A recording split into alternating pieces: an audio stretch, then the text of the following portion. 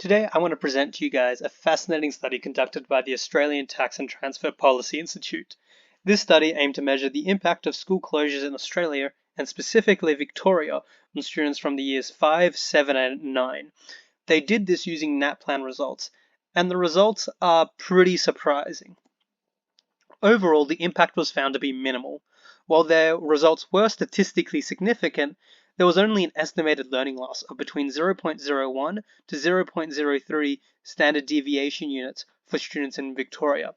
To put that in perspective, in 2021, Victorian students' results for the years 5, 7, and 9 improved by 1.097, 0.66, and 0.489 respectively. According to this paper, if there had been no school closures, those results instead would have been a whopping 1.1, 0.65, and 0.51. A clearly pretty minimal difference. Conservatively, the authors estimated that this is the equivalent of between 6 to 14 days of being absent from schools over 2 years, specifically the 2 years between 2020 and the end of 2021. This is less than the average of 18 days per year a student on average is expected to miss within a single year. However, there is one pretty big asterisk on the results that we will explore later, but mainly that the cutoff for this study was April 2021, of which any Australian out here knows that the lockdowns got a lot worse after that. Now, before we get into it, I want to lay out a few of the questions I'm going to be aiming to answer. First, how was this study conducted? Second, why is this study somewhat unique? Third, a deeper look at the results. Fourth, what are the limitations of this study? And 5, what did I not talk about? So, before we get into all about what this study is about, let's take a quick look at the background and some context around this study. As a quick reminder to those that have smartly filed COVID away somewhere in the depths of their brain, never to be thought from again, it was kind of a big deal. In Australia, during 2020 and 2021, the state government took a COVID elimination strategy to deal with any outbreaks. This lockdown included closing down schools.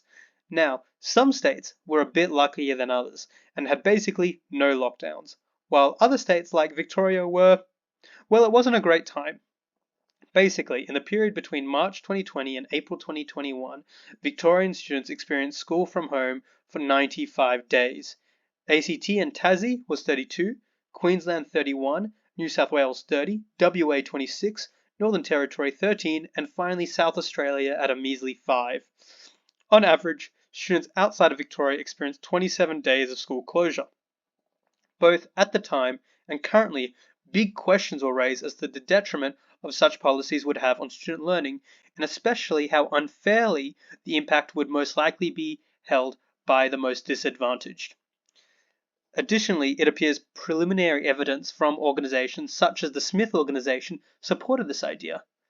Therefore, these results are finding pretty minimal impact not only for students as a whole, but even when accounting for socioeconomic status, is a pretty big deal and requires a bit more exploration. So, how was this study conducted? The researchers used the NAPLAN test, a standardized test conducted in all Australian states annually with the exception of 2020. They had access to a unique data set comprising the de-identified NAPLAN results of 9 million students dating back to 2013.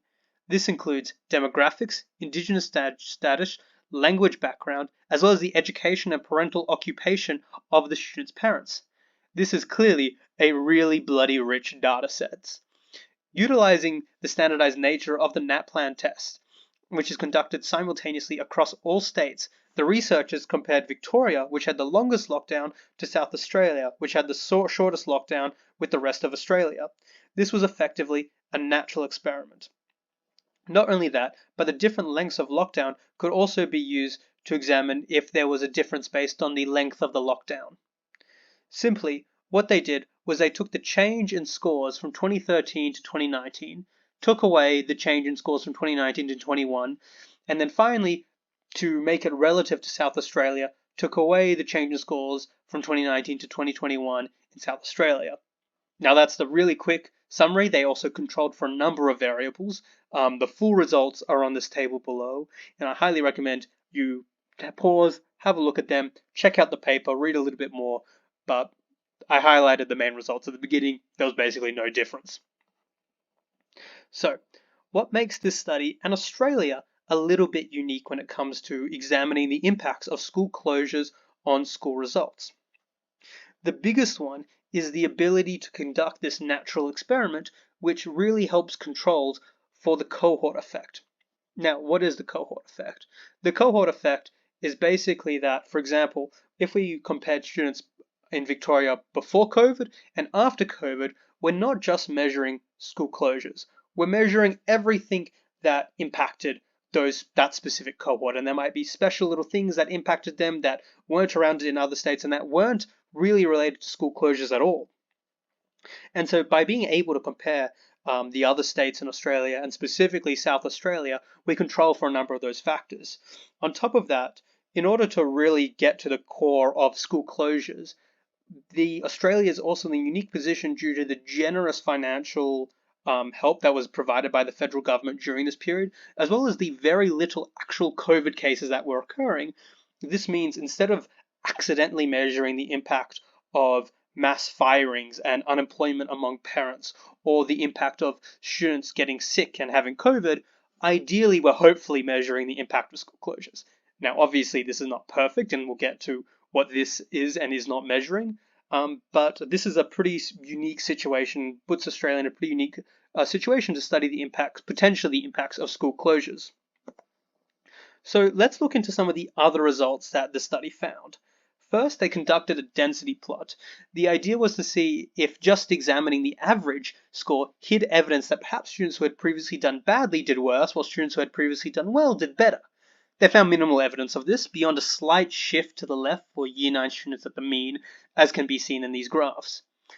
Second, upon examining impact by subject as displayed in the image, there wasn't much of a subject-specific impact either. It's all 0.0 something or the other. Third, they attempted to identify any groups that may have been unfairly impacted by school closure. Here, parent education occupation was selected by the higher level parent. And as you can see, really surprisingly, there wasn't a real impact of anything. So more and more surprising results. And given these surprising results, it's really important we consider the limitations of this study. First, as discussed earlier, the scope is only limited to the April 2021 NAPLAN results, which not only is it covering only about half the lockdown period, but arguably, especially in Victoria, the second half of the lockdown period was a lot harsher. Now, in saying that, that doesn't invalidate these results by any means. It just means that we have to be careful of what we're talking about and what these results are actually discussing. And to be quite frank, even if we were to find out later that the 2020 end of 2021 lockdowns had a much more significant impact, the fact that 100 days of school closures between 2020 and April 2021 had such a little impact is quite a significant result within itself. Second, as mentioned before, there are a number of organizations that have conducted their own surveys that have found quite different results, like the Smith organization. Although, in saying that, none of them had access to this level of data and did this quite level of statistical research. And then finally, this is just a working paper at the moment. It has not yet been peer reviewed, so it's subject to change, and I'll do an update if I come across the peer reviewed version. And on that topic of extrapolation, it's really important that once again, we remember what this is actually measuring. All this paper is saying is that NAPLAN results were not substantially different in Victoria than would otherwise be expected, using other states like South Australia as a baseline. So take from that as you will. If you can think of another reason why there wouldn't be any changes, maybe there was a unique situation in Victoria which, despite school closures, pushed their grades up, or a situation in the other states that pushed them down, maybe that could be impacting it. I'm pretty confident that it's probably school closures. I can't think of any other overwhelming thing that happened in all the states and only happened in Victoria, keeping in mind this was done across all states. But it's something to keep in mind. Finally, I just want to talk about a few areas that I didn't address in the study. They conducted an event study. They looked at some New South Wales additional testing that was conducted in the missing year in 2020, and a few other stuff like converting school closures to a continuous variable. All of these are quite cool mathy-dathy things that I didn't really get the chance to explore in this sort of mini YouTube video, And if you want to have a look, I really highly recommend you read the paper. It's really well written, even if you're not so interested, just for your own rigorous analysis. You shouldn't trust everything a YouTube guy says.